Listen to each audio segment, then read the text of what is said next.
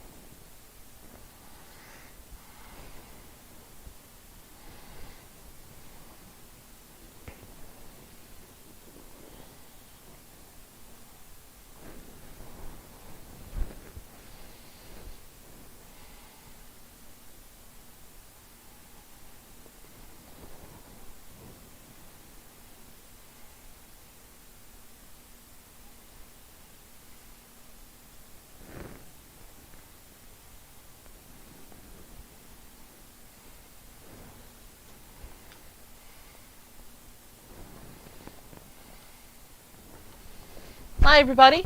Welcome to StashBlaster Quilts. My name is Maria Spatelnik, and I am here to help you to make your quilts more easily, more quickly, and with a lot less stress. So today, our tip of the day is about what to do when you're overwhelmed, when you're trying to organize an area in the home. This could be in the quilting realm. Maybe you have a cutting table that things have gotten dumped on, and now you're trying to get it all sorted out, but every time you look there's something else that's distracting and making it hard to concentrate and making you feel stressed and overwhelmed. So I'd like to talk to you about the sheet trick. I have mentioned this a few times in the past in passing, but the idea is you take a solid colored sheet, or if it's in your stash, a piece of white fabric, and you cover the things you are not organizing right now. So what you do is you create a little pocket of space in front of you, and that's where all the little things that you need to get sorted out are. And as you move along, you just move the sheet around as well. Those of us that quilt tend to be very visual, and the problem becomes when there's too much going on, our brain is trying to absorb it all. In some ways, it's trying to put them together into new color combinations or things like that, which, while can be fun on the creative side, it can slow down your process of getting things put away so that you can go ahead and move forward on your projects. So, the sheet trick is simple. You just lay it out over the stuff that you're not looking at right now. You open up your little section and you work on it one section at a time. It may not mean that all of your thread gets put away all at once, but if you're gathering it together and maybe you're taking that thread and putting it into a box next to you, and then the fabric is going into a box maybe on this side, and maybe patterns are going somewhere else. As you're digging down through, things will naturally get sorted into the different boxes, and then you can go ahead and do one of those at a time if that's what your goal is. So I did that with thread. I had so much thread, little tiny bits and bobs of pieces, some giant cones all the way down to those little cards that I make. So when you just look at them kind of all jumbled together, it's a little much. So what I did was I created a list of how I wanted to break out my colors, because I wanted to sort by color. You could of course sort by brand, you could sort by thread content, You know, there's lots of different ways to sort, so figure out how you use your thread first. And then what I did is I sorted by color, because that's what works for me. Personally, for most of my sewing, I don't care what the thread content is. I don't really care about a lot of things about my thread for my general speed sewing. When I'm doing something special, then yes, I care about my threads, and I will, you know, narrow things down a little bit more at that point. But if I'm just piecing together, you know, a quilt like this one over here, I'm looking for color, and that's really all that matters to me at that point. So I sort by color. And so the first thing I did is I created in my head what categories of color I want. I could have done things like light purple, medium purple, and dark purple as separate categories.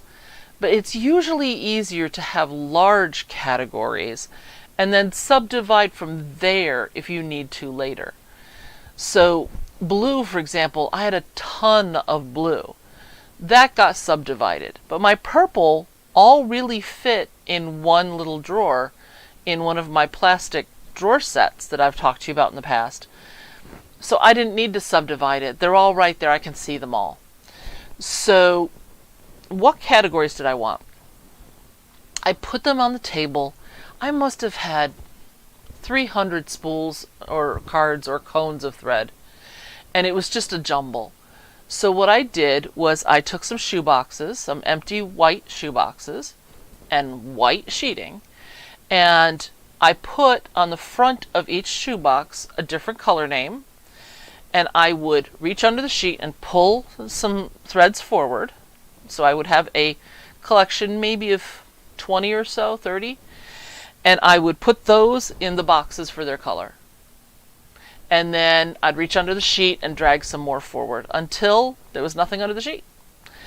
And this just kept me from what I would normally have done before I learned this trick was, okay, I want blue, and then just try to pick all the blues out from everything else. Okay? It's much easier to just clear a whole section at a time. There's an added advantage by having white sheets or the white boxes. There's going to be those threads. It's hard to tell. Is this a green? Is this a gray? Is this a blue? What color should this go under? Now, I've had people say, well, they do a subcategory, but then you wind up with 800 little subcategories.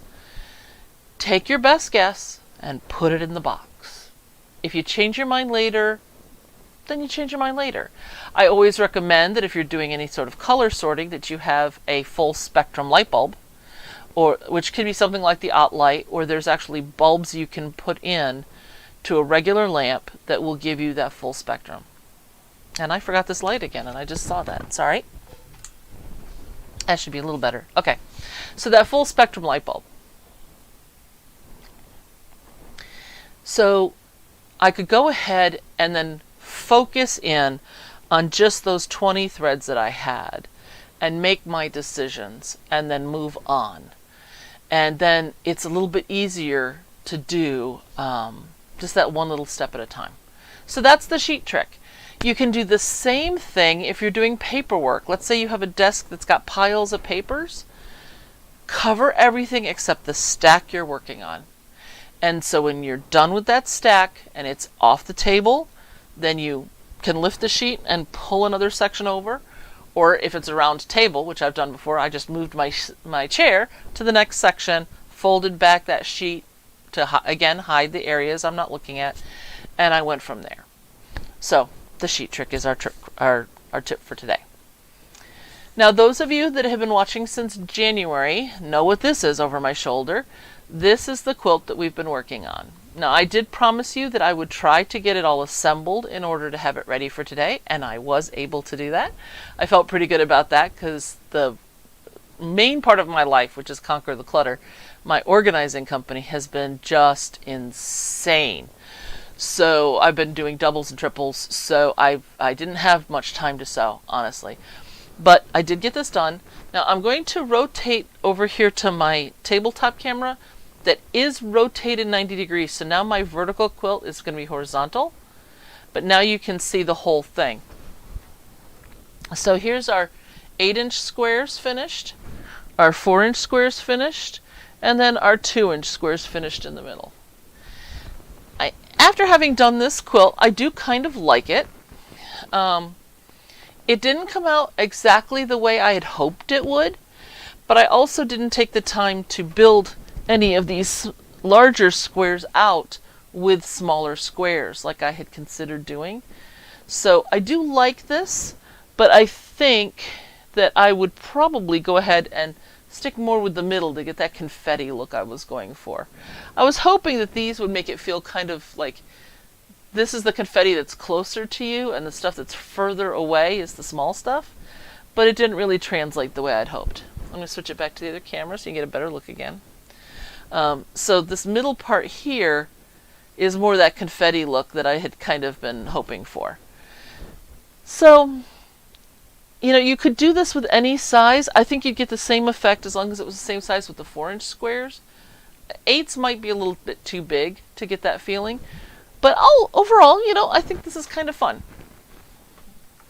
And it certainly doesn't get any better than using up old blocks that you already had sitting around in your orphan block collection. So something else that I've been thinking about is maybe every year we'll do a different orphan block quilt. Or what we might do is do the full quilt like we've talked about, and then maybe on the side I'll do one of my orphans that you would then be able to follow along with.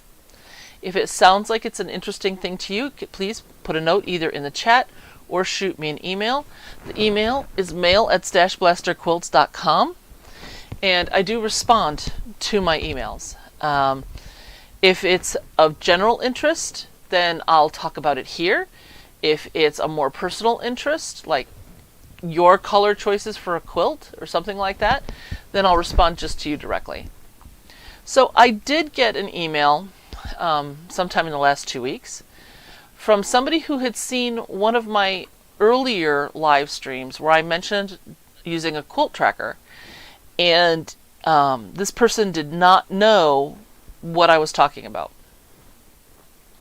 Quite a while ago I talked about the quilt tracker that I use.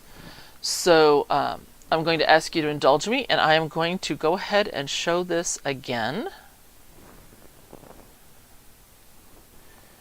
So let me check here. Okay, there we go. So now you can see it. I'm going to put my glasses on so that I can see it better. All right. So you're not going to be able to see every bit of this, but you should be able to get the biggest gist. So this is an old screenshot. I keep one of these running for all my current quilts. So this is an old one. So the Orange You Glad You Saw Me quilt, You See Me quilt, that one's already done and off, ready to go. Oh, I don't know what got in my eye. And this one is not on there at all, the Twisted 4 patch. But the idea is that it starts with the quilt name. Hold on. Okay, it starts here with the quilt name. Okay, so one of my quilts was Many Trips Around the World, and that was, well, actually, do I have that other one here? No, I don't have it here. So the Many Trips Around the World was one I was working on at the time. And so then across the top here, you can see the different stages that I use when I'm making a quilt. So have I completed the raw design? Okay. Do I have the actual layout of what I want, the borders put on, and this can be virtual or it can be done pen and paper, doesn't matter, but is the actual design complete? Then when I'm sewing the top, is it a quarter done, half done, 3/4 done, or is the top finished? So this one now has check marks all the way through top complete. Then has it been quilted? Now, quilting is one of those weird things. I was taking a class, I think maybe at Hampton Roads, and the instructor said that she had attended a class where her instructor mentioned that she didn't quilt her quilts that she showed because for workshops, because they're lighter and easier to carry if they're not quilted and have all that extra weight. My instructor wasn't sure whether that was the case or she just hadn't gotten around to quilting them. I do have some quilts that I travel with, quilt tops, when I'm instructing, that are just the tops. So what I would do is stay stitch around the edge so that it doesn't come apart. And then that quilt, as far as I'm concerned, is done as far as that needs to go. It may never need to be quilted, bound, or have a sleeve put on it. So quilted, bound, and with a sleeve. Does it have a label? If it's just the top, it wouldn't have a label. But if I'm doing a real quilt, then yes, it should have a label of some kind. Now we can talk about labeling if you'd like at some point. It does not have to be the fancy label that some people do where it includes a poem and hand-painted flowers or a scene from the past or whatever. If you want to do that, go for it. I'm all for it. But don't feel that that is what you must do on your quilts. Your quilt label should include things like your name, who it was made for, why it was made, and maybe the date that you gave it to them. That's sufficient. If you want to add anything else, feel free. But some people have a really hard time putting a label on the quilt because they want it to be perfect and they're not sure exactly how to do it. And then they either give away the quilt with the idea that they're going to label it later, or the quilt goes with no label whatsoever. So something. I don't care if you embroider it on. I don't care if you stitch it so that it goes across the corner. If you put it in before or after the quilting, as long as there's a label at some point on the quilt. There are advantages to putting the label on first and then quilting, simply because then the quilting holds that label in place. It's much harder for a thief to remove the label. And if you're sending stuff to shows and things like that, that makes a little bit more sense than if you're just giving it to Cousin Mary. But whatever works for you works. So in this particular case, if you were using something like this, you might have a label on a quilt that hasn't been quilted yet. That's fine. Okay? So as you go, so quilted, bound, sleeve, and label. And of course, not all quilts get sleeves. In my case, have I put the quilt into EQ7? I will sometimes do that, particularly for a quilt pattern that I'm planning on selling. I think I might sell.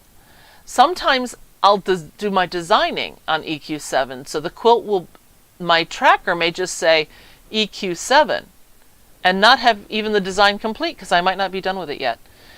But not every quilt gets EQ7, which is why it's kind of halfway through my list here. Have I taken a photo of the finished quilt? A lot of us don't. We spend hundreds of hours on quilts. The designing, the fabric selection, the sewing the top, the quilting design, the actual quilting, the binding, the sleeve, the da-da-da-da-da-da-da-da-da. You've got your label on, you've done all of that, and then it never gets photographed. And that's just a shame. It's always nice to be able to go back through later and see the quilts that you've done, the colors that you picked at the time, because for a while there were things like mauve and seafoam and things like that were like top notch. Everybody was doing it. And now we look at it and we laugh because nobody's using those colors right now. So take a picture, take several pictures, have it on the railing, have it, folded over the railing, have it on a bed. Take as many photos as you can, because once that leaves your home, you may never see it again. And so document something. You spent all that time on it. It's worth it. Now, because I do patterns for sale, I need to track things like, is the materials list done? So that when you go into a store or you go onto my website and you purchase a pattern, you need a materials list. So it's got to be on here. Have I written the actual directions out? Do I have the literal words written out to go with the pattern? Have I taken the pictures that correspond with the directions, so you can see things kind of in process. That's why I have direction pictures. And have I completed the pattern? Then I have a separate category called special instructions. Now for me, have I included or do I have available special instructions for guilds? Do I have some other sort of special instruction? So for example, with StashBlaster 1, I have alternate settings. So that would be a special instruction. Then there's, have I made a video? As you know, I haven't made enough videos. Some I've made and I just haven't gotten edited. So, has it been made? That's really good. And then what's this last one? The BTS video, that's BTS.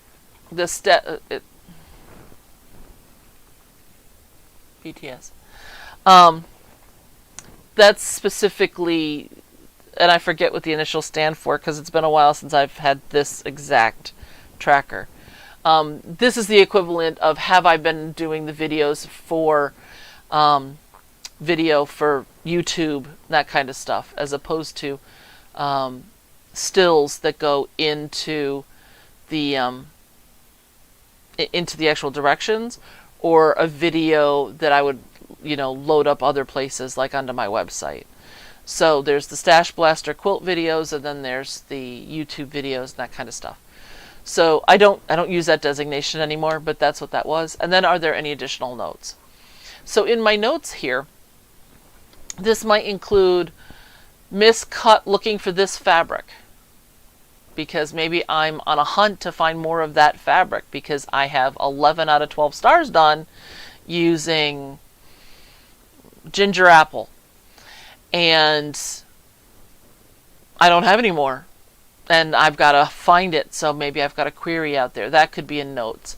It could be who it's for, because I'm tracking the different things. It could be a date that it's due. A lot of different things can go into notes. I think your tracker needs to represent how you quilt, who you quilt for, why you quilt, and what different things that you do. I have been known to do things like, I'm going to track 100 StashBlaster 1 quilts so that I know where I am in the process for all of them. And so if I want to be able to knock a lot of them out really quickly, I know exactly what's in what pile and how many there are. So instead of putting an X in these different categories, sometimes I'll put a number. So let's say I'm making the giant strip sets for StashBlaster 1. I get 4 cuts out of each set, but I need then 4 different sets. So when I make one strip set and cut it, then that's 1/4 of it's done. So I can tell myself, okay, I have 32 quilts that are 1/4 done. Maybe some other ones have been partially assembled, so maybe I have 18 that are half, some that are 3/4 of the way, whatever it is. That's how I can keep track of how many there are and at what stage they're in. So this can be very, very flexible. You don't have to follow this. What you need to think about is what categories and milestones do you need to track to make sure that that baby gets that baby quilt before the baby can walk and talk. Okay? Because it's always the goal to give it to them when they're an infant and they're tiny, and so we make 30-inch square quilts and they become toddler quilts for a 2 or 3-year-old. Okay? If we want to get them done, where are we in the process? So I can pull up my tracker and say, okay, I'm doing this custom quilt for Mary Smith. I need to have the pattern done and approved by this date. I need to have the material picked by this date. I need to get the cutting done by this. I need to have 1/4 of the quilt finished by this date. And so I can track all of that on my tracker. Other things, it doesn't matter what the date is, and so it can either be a number or just an X like you see here. So if you are a production quilter where you're doing things for charity, or you have 16 nieces, so every month it seems like they're getting married or having children, trying to keep track of all that is a lot easier if you have some sort of a tracker. There's no reason you can't do something like this on paper, print it out, put it in a sleeve, put it in your design book. Is this my design book? No, this is my internet guide. Put it into your design book and have that as your first page. And then as you go, it's just draw on the X. You don't have to have it all on the computer like this. But it's nice to have it like this just because then you can change font sizes if you need to. So for me, in terms of font size, I will often, because my screen is wide that I look on it on, I can make my font larger and still see everything. But also sometimes I don't want to wear my glasses. So if I blow it up big enough, I can read it without my glasses on. So it all depends on what works for you. But this is the tracker that I've been talking about in the past few months that I haven't shown in quite a while. So I hope that that helps. So I believe that this is actually, hold on. Oh, sorry. No, I don't want to do that. I want to do this. Okay. I lost my train of thought. It's been a bad week. Well, not bad, but it's been a very tiring week. Oh, this is a video I actually did, I believe. That may even be edited on YouTube. If you want to attack it, track it. I'm pretty sure that that's where I have this. So if you want to go back and review that video, that should be under the regular video sections of my YouTube channel, StashBlaster Quilts. So there we go. All right. So as you know, I've been having this quilt that I've been working on. Now, the next time we meet is July 6th, I think. Because I think Monday is the 4th of July. Let me see here. Oh, I don't have a calendar up. I believe it's the 6th. I will have, not even the 6th. Maybe, I don't know. It's all a blur right now. Everything's a blur. I'm sorry. But that first Wednesday in July, I can tell you right now, I won't have gotten much done. I'm working with a lot of clients right now because the last week of the month I am going to Nebraska to teach that 2-day training that I've talked about on hoarding disorder. And I come home, I believe, on the 1st. And so I've got to get back into gear, get everything caught back up on with the house, and get back into gear with the company stuff.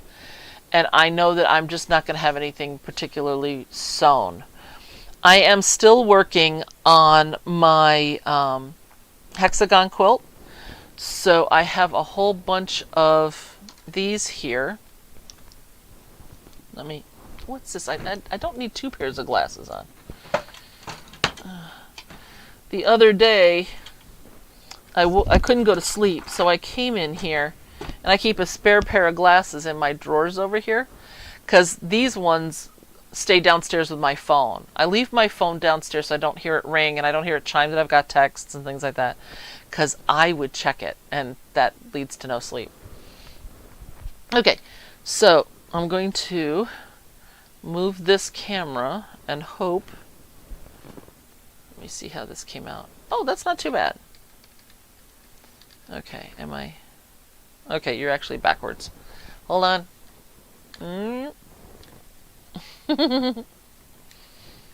There we go. Now you're facing the same way I am. See? Okay. So I'm still working on the hexagon quilt.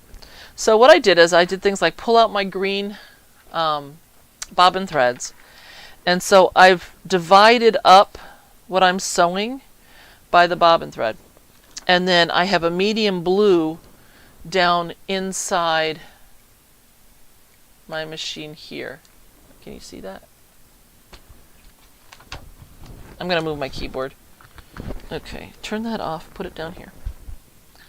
Okay, so I have a medium blue here because I'm working with my more medium blues in my ocean scene. And so I'm just changing the bobbins for the top thread.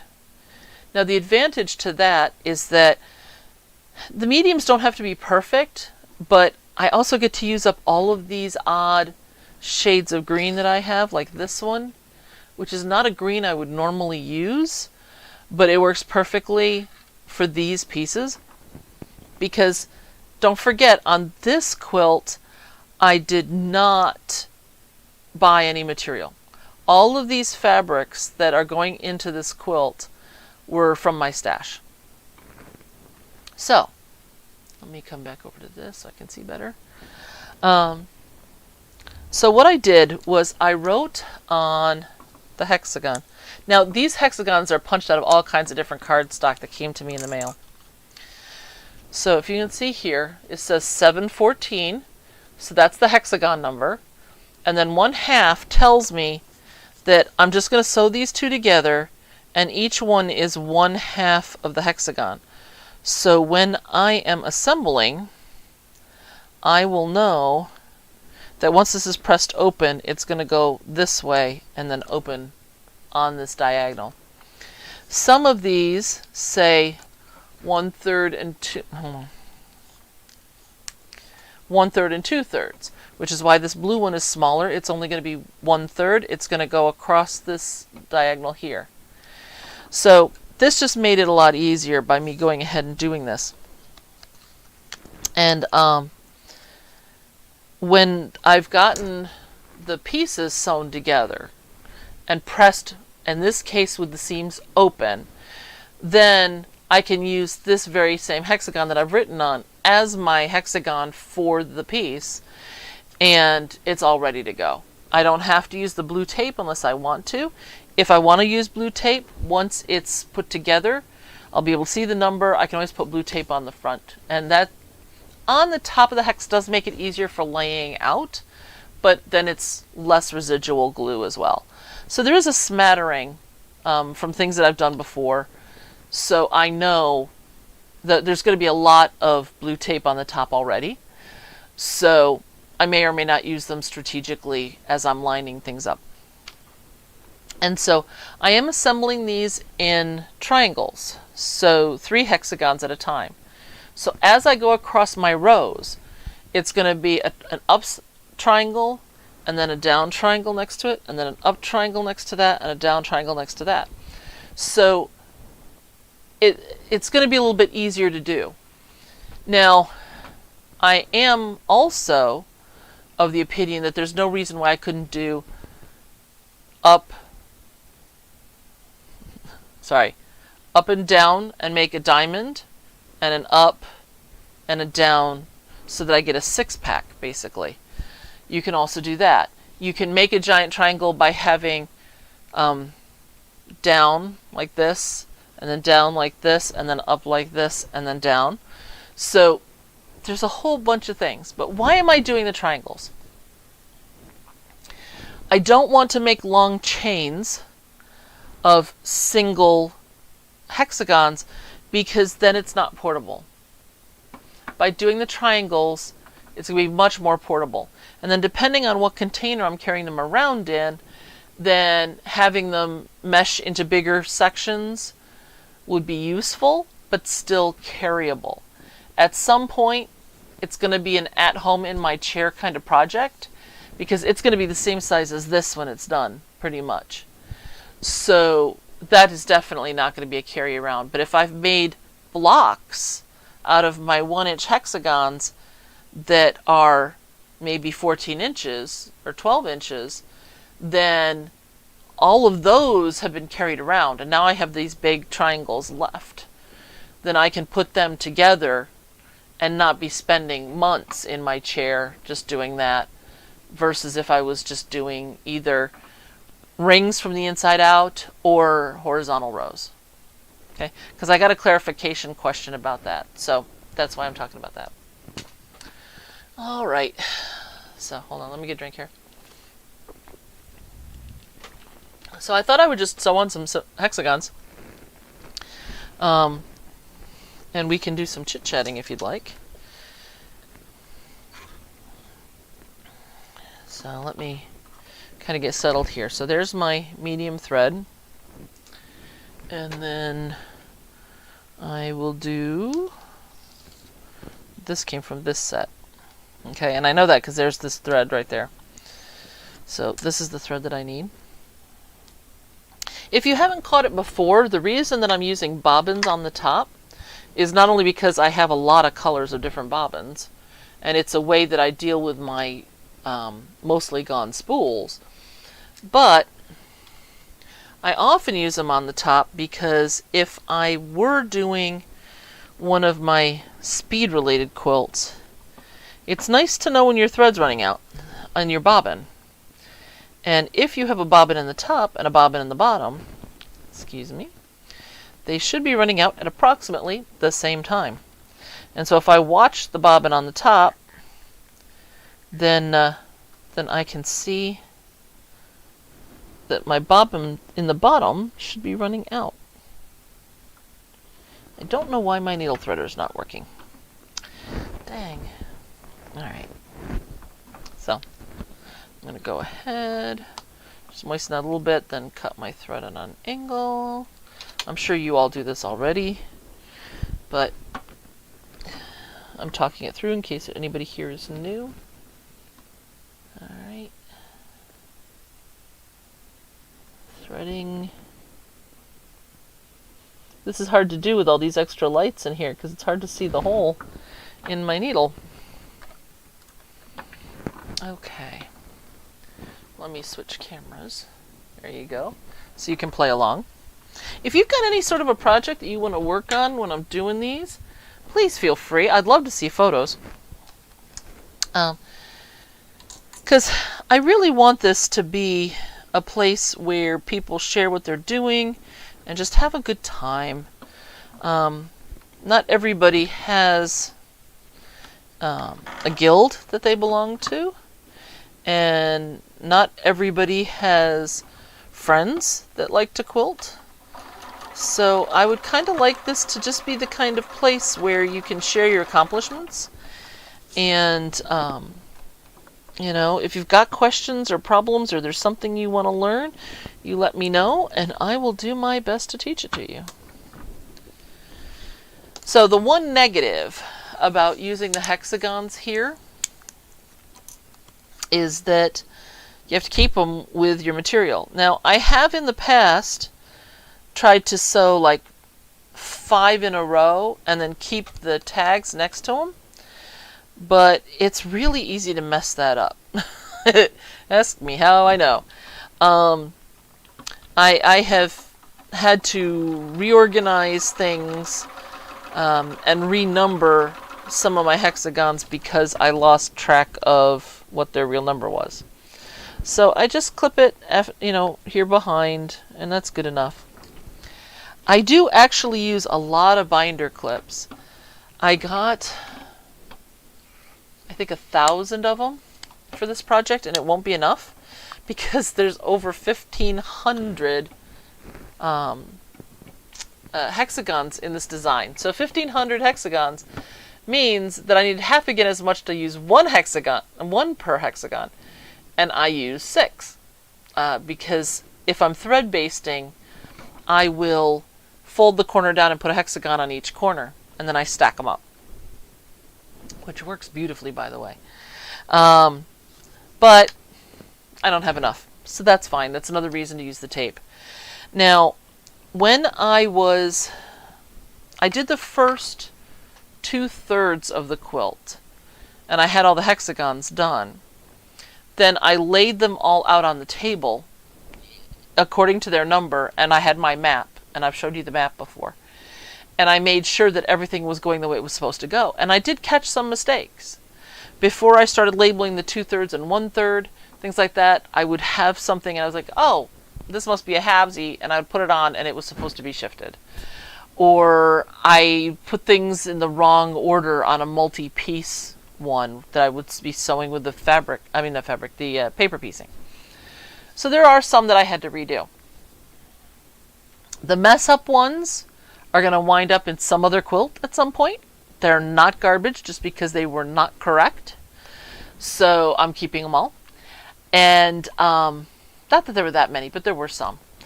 And so then once I had it all laid out and I realized what mistakes I had made in misnumbering some of these, then I just moved the tape around until they were all labeled properly.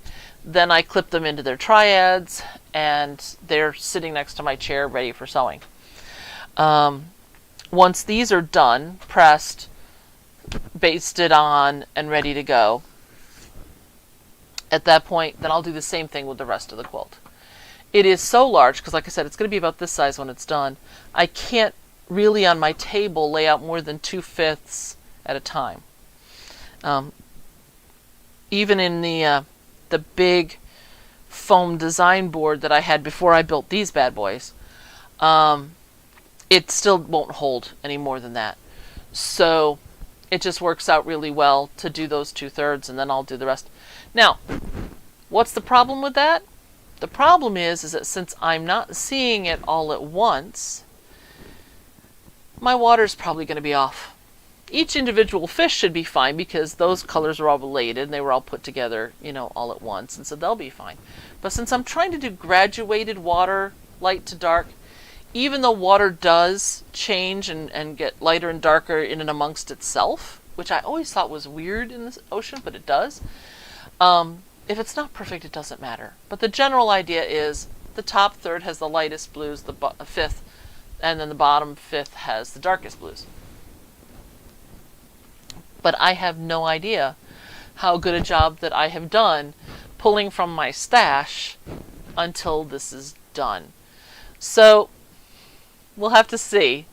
I could have waited until I had every single hexagon sewn and basted and put that on the wall and then made my triads and start sewing. However, I didn't want to wait.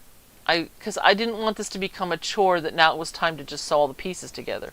I like the basting part. I like, punching out the hexagons is a heck of a lot of fun to me. But after a while, my thumb hurts when I'm doing the sewing the actual pieces together. So that's not as much fun for me. So why wait and make a giant thing out of it at the end when I could have gotten it started? So I'm starting with the fish.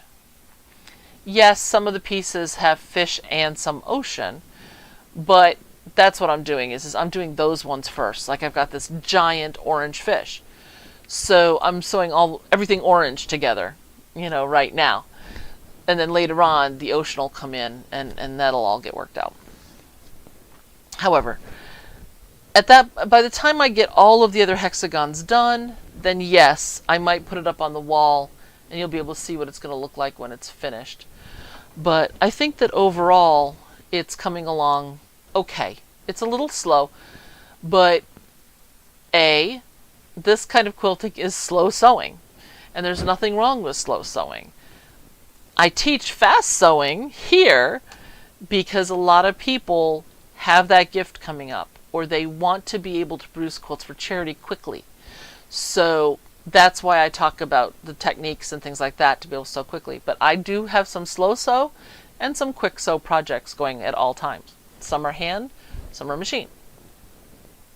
So if I had made different choices, then the water gradation would be a lot easier to do. And one way would have been to use the ombre fabric that we've talked about in the past. If at some point, I bit my inside of my lip earlier today, and I just did it again. Sorry about that. I could have made this a perfect transition from my lights to my dark by using an ombre that doesn't have delineation lines. Some do. Some are 6 shades, let's say, of blue, and there's like just a fuzzy line, but there's a line between the two. Whereas some are really gradated down so that you've got tons of different shades.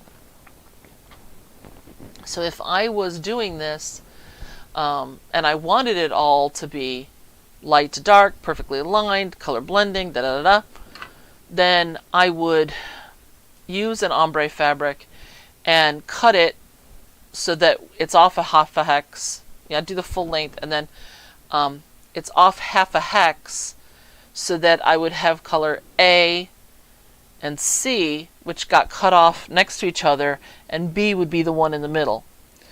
Why? Because the 1/4 inch seam allowances on A and C might make a stronger line than if that B kind of sneaks in there. So that's why I would probably do that.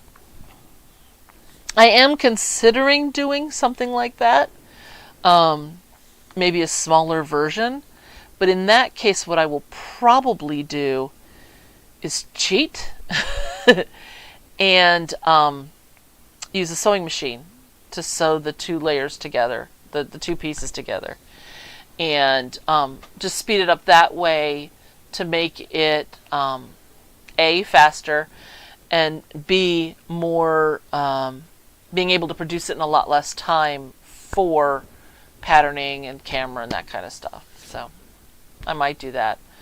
And then there's 2 ways to do that. You can either take the hexagons, just butt them up next to each other, and then do a teeny weeny little zigzag in between.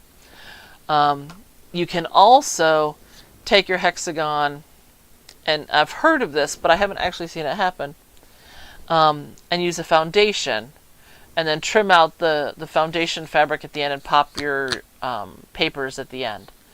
So a couple of different ways. I suppose you could also, well, no, that wouldn't work. Never mind. Anyway, so that's what I'm going to be doing with that. So you'll be getting updates as we go. If you're enjoying this chit-chat that I've got going here, please like, subscribe, hit the bell if you'd like to know when I'm doing these. It's the 1st and 3rd Wednesday of every month.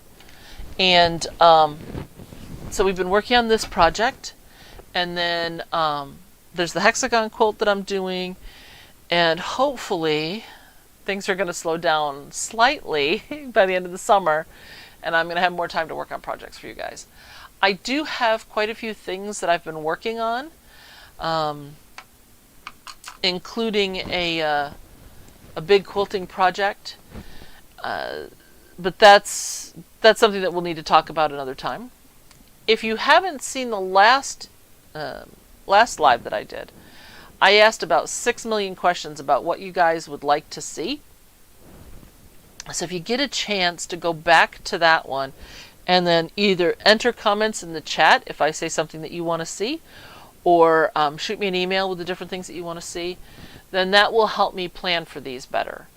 So if you want to see English paper piecing, if you want to see paper piecing, if you want to see more pictures of my trip that I took to Disney, or if you want to see whatever pictures I take on my Nebraska trip, etc., etc., etc. I'm also going to Pittsburgh and Chicago this year. To give, well, one is to attend a conference and one is to speak at a conference. So there's lots of different things I've got going on, and you're welcome to share them with us, but I need to know what you'd like to know. We could do things like just have a 4-patch stitching party. I had somebody suggest that to me in a live conversation at a guild meeting. We could do all kinds of different things. I have had people ask me about my little 1-inch squares and how I would sew those together, so we can talk about that. We can talk about other products that are out there to help make some of this sewing easier. And there's pros and cons to those as well, like the gridded fusible webs. So if you would like to go back through and see those 8 million questions that I asked, please feel free to do so. And of course I've asked a couple here as well, but we're good. So anyway, I'm going to get back to sewing here, and you're welcome to join me. I do not understand what's been going on lately. My husband's AC died in his car, which would not normally be a huge hairy deal. But it seems like everybody's AC is just dissolving these days. I'm working in, I think, 5 houses right now, none of which have air conditioning. So it has been a hot and steamy situation for me for the last couple of weeks of just trying to make it through 3 or 4 hours, depending on how many the client is met with. But it's been really hard to deal with it with all the heat and the humidity and everything else. I was lucky today because I woke up obscenely early, 2:30 in the morning. And so by the time I, meandered downstairs, etc., what I did was I went out early because one of my jobs had a client who was an estate. So there's no living client in the home. So what I did, actually no, that's not true. I apologize. The first job I did today, the client is living but in a senior community. And so I went to the house and I worked there for an hour because there was a specific task that I needed to do there. And I got there at 7 o'clock in the morning, which was wonderful. And then I went and I bought boxes for the job that I'm doing tomorrow. And then I went and I saw a client starting at 10 o'clock. So at that point, I'm already dealing with things for my third client of the day at 10 a.m. And then I had another client. Unfortunately, I still had the car keys from the first client, for the third client in my pocket, so I had to make another run back. So that was a fiasco today. But I was all done at like 3:30. I had planned on doing that early morning client after my last client. So it worked out so much easier to get out when it was cooler and there was less traffic and everything else. So it was good. But since I've been up since 2:30, I'm kind of tired now. So, there's pluses and minuses to everything. Okay. So, I am done with this green thread. So what I'm going to do is I'm going to snip. Here, let's put this where you can see it. I'm going to snip this thread way down here and pull it out. So hold on.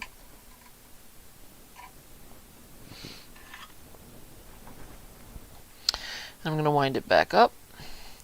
Now I'm not cutting my bottom thread because I don't really need to. And this way I'll save a little thread and a little bit of hassle. And saving a little bit of hassle is a good thing.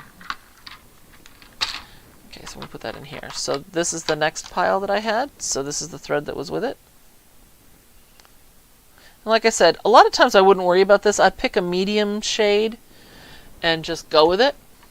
But I figured if I'm going to use all these different threads from my stash, all the different fabrics from my stash, I might as well play along with all the different threads that I have as well.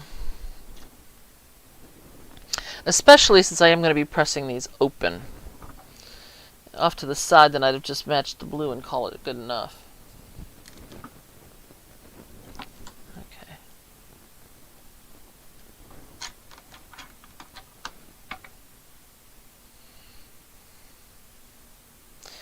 Come on. There we go.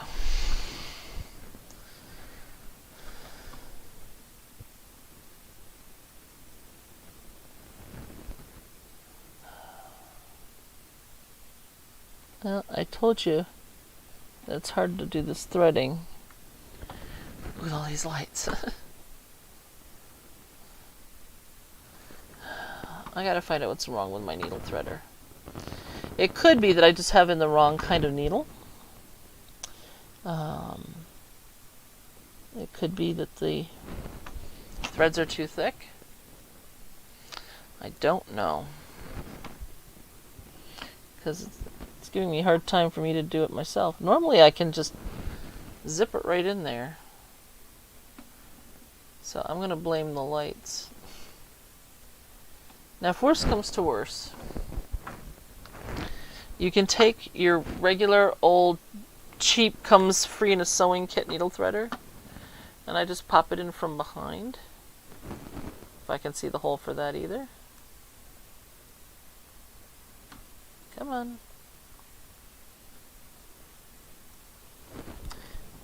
Jinkies, to use Thelma's expression from the Scooby-Doo show. It's been a long time since I've seen that. I don't know why, but it popped into my head the other day. You know what? I can't even use my needle threader. I am really out of it. Okay. Normally I don't have a problem. So, the reason I have my finger here blocking your view is not to block your view. I'm trying to block some of that light coming in. The one that I turned on partway through the presentation. I mean, through the stream here. Because that's the one that's making it extra hard to thread my needle. Come on. And of course right now these long nails aren't helping. I'm growing them out because I like to have long nails when I present. I don't know why. It's just a thing. Okay, so I got the thread wrapped around my needle as well, which is what I'm fussing with at the moment. Here we go. That's the way it's supposed to be. Okay, so now I just have this one tail that I'm going to hang on to when I start processing this through my machine. And what that's going to do is the bottom one is already in place, which just makes life easier. And I'm going to be able to go ahead, and I'm not going to get a bird's nest on the back, which is always nice. So I'm going to hold this down while I drop my needle, and then put this in, hold it down, and then hit the button.